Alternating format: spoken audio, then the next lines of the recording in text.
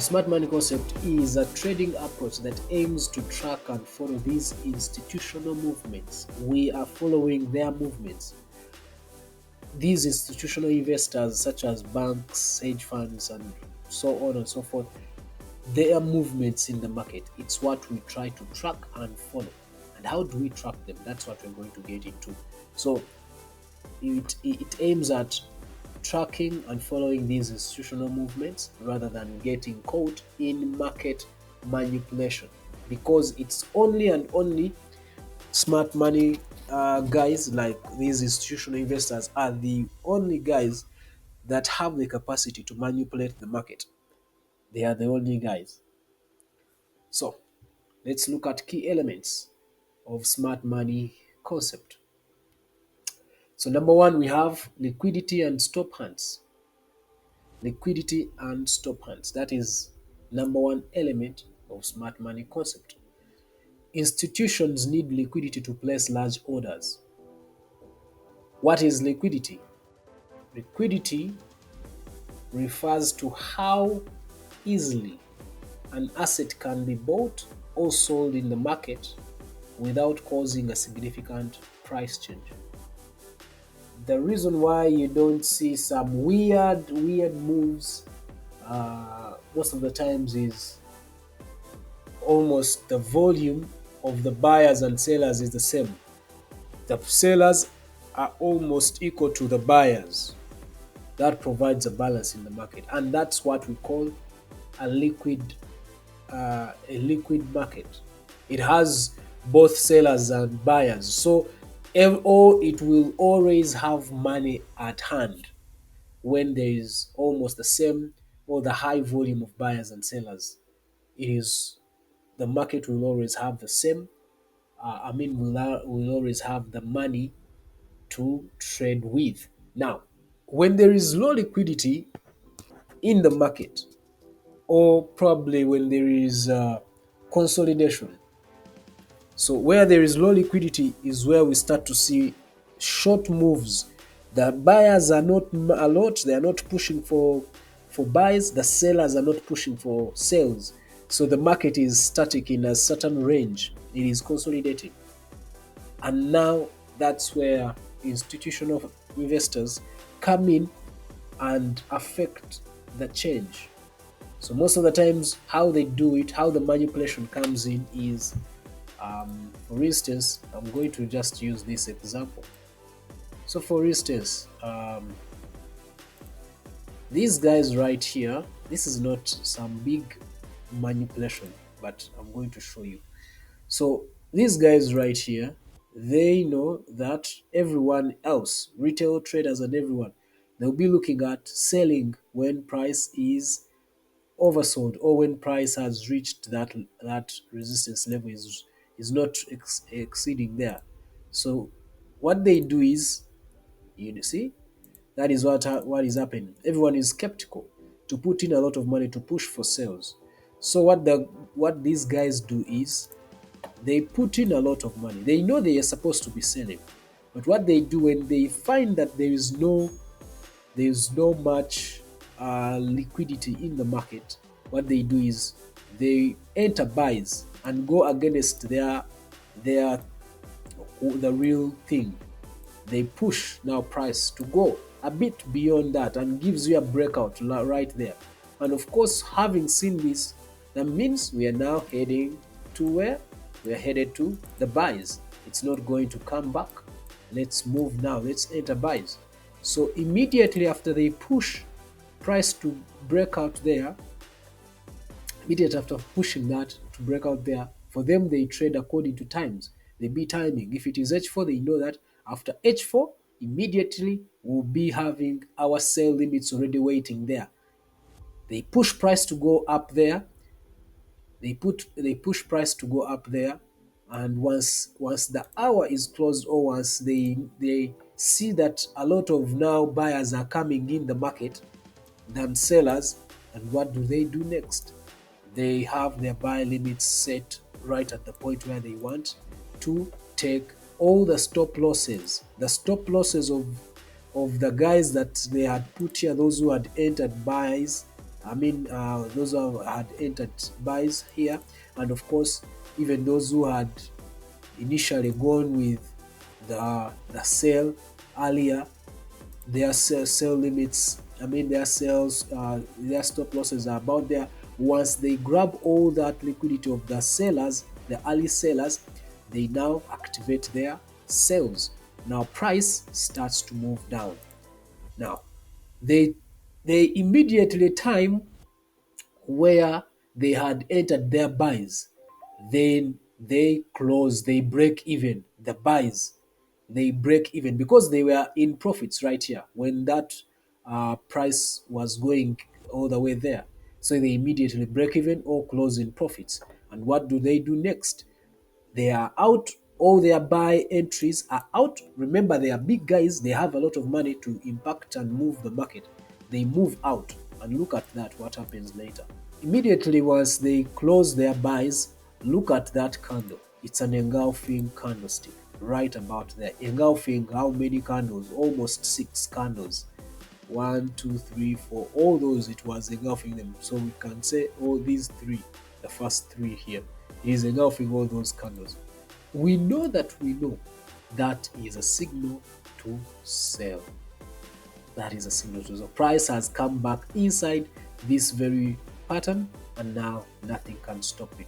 And of course, immediately we see even a break of the neckline right there. And that's how, for us who follow what these guys do, that's where we come in.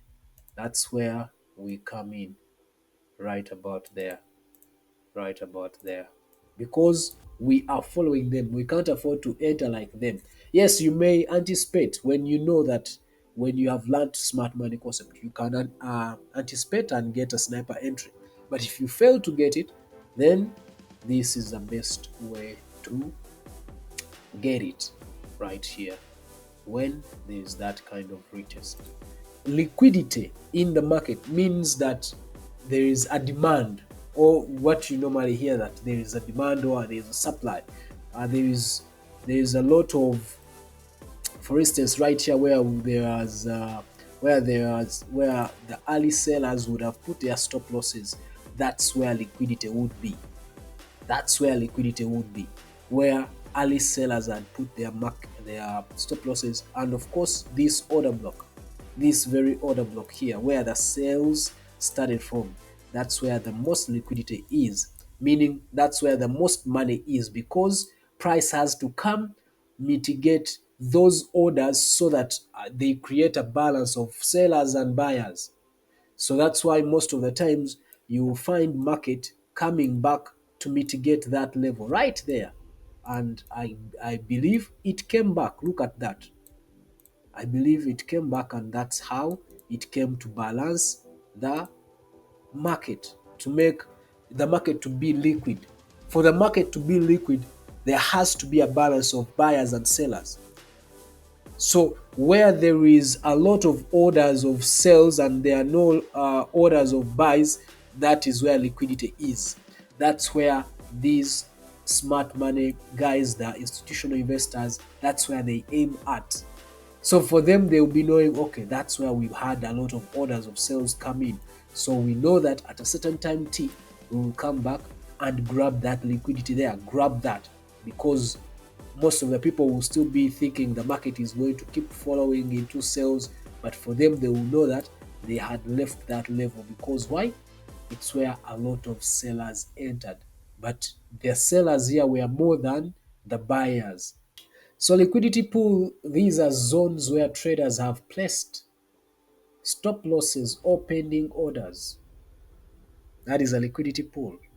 What are those zones? Let's look at the market. So for instance, on this example of ours, this is where one would have uh, this is where someone would have put your stop loss if you knew you were selling from this level, from this order block. So probably you sold there.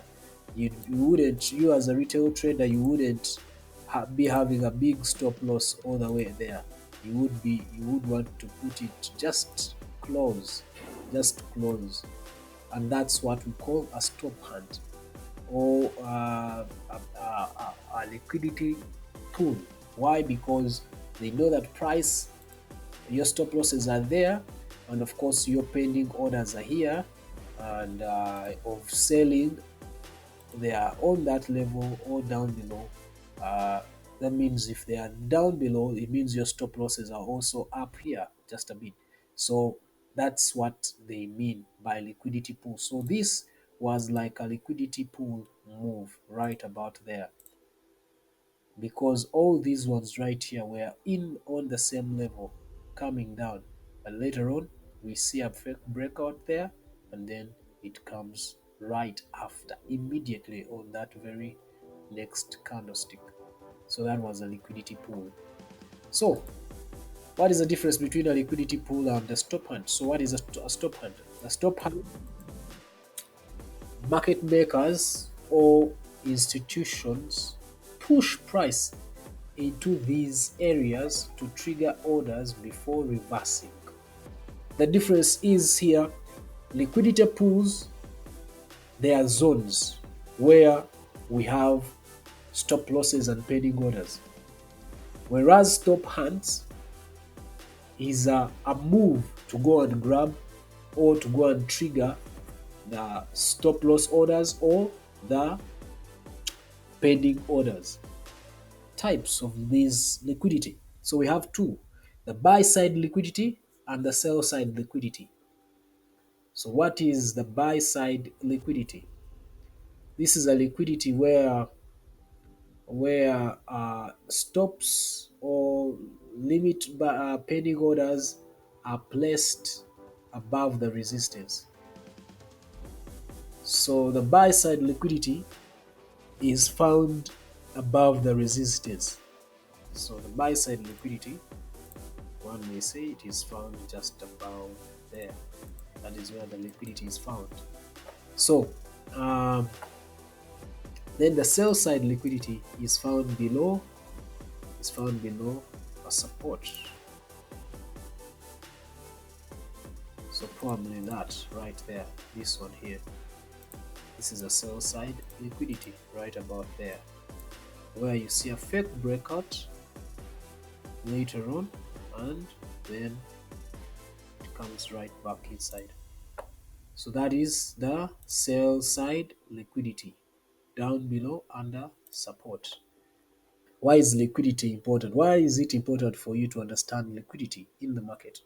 One, it will help you as a trader to understand the liquidity zones as targets. You know that you won't be able to try to get into the market that fast. You have to wait and analyze properly. You have a better knowledge to understand that these institutional investors may want to push this price a bit more. So you rather wait for a little bit more of confirmation. Why do institutions need liquidity? So institutions need liquidity to place large orders. They need where there is an imbalance, or they want where there is a demand or where there is a supply. Because they knew that that's where pending orders and stop losses are, that's where they entered a lot of orders to give you this kind of engulfing, so that they can push market, affect market in as much as they can. So they often drive the price to certain levels where retail traders have stop loss orders or pending orders, e.g., above resistance or below support. We've talked about that. So market structure refers to the overall movement of price action, showing whether the market is trending or ranging. These smart money guys, smart money traders, they analyze the market structure. And of course, they analyze it in a way that they analyze the higher highs and the higher lows, and of course, lower highs and lower lows to determine the trend, of which we know it as the market structure. You use the market structure and look at the price action to determine the trend. And you don't only determine the trend only, but you can also see reversals.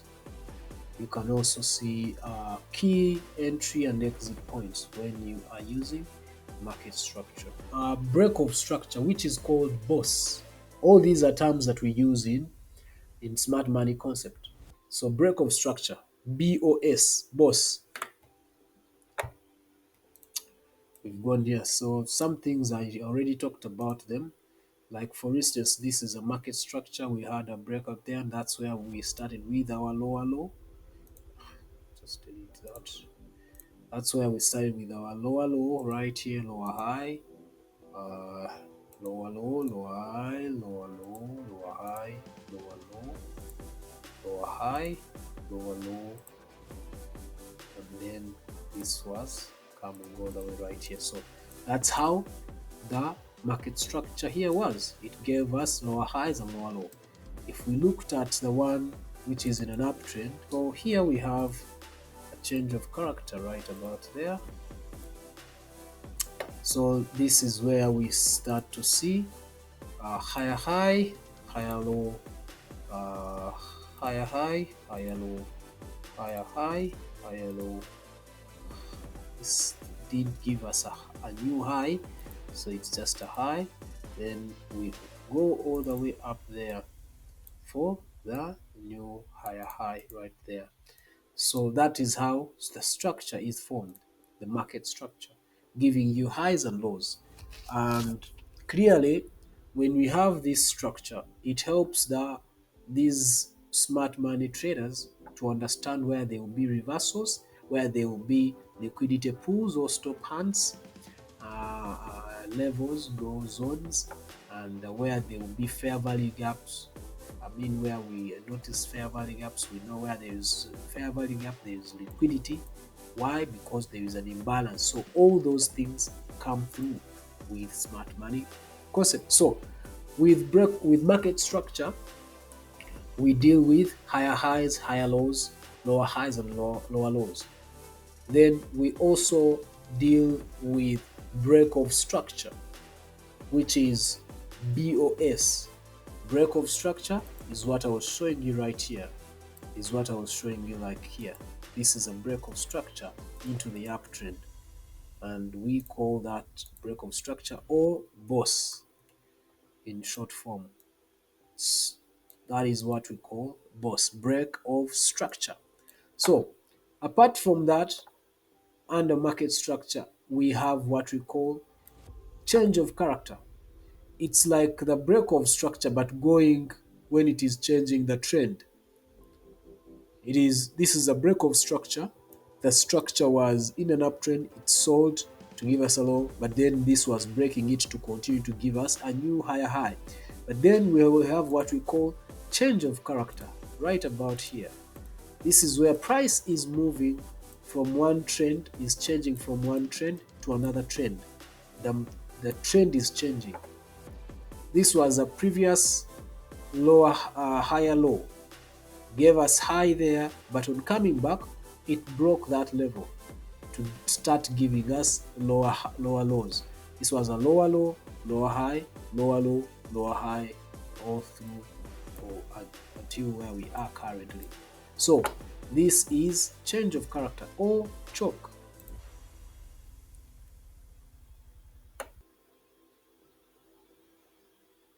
Where am I? Okay. This is change of character or choke.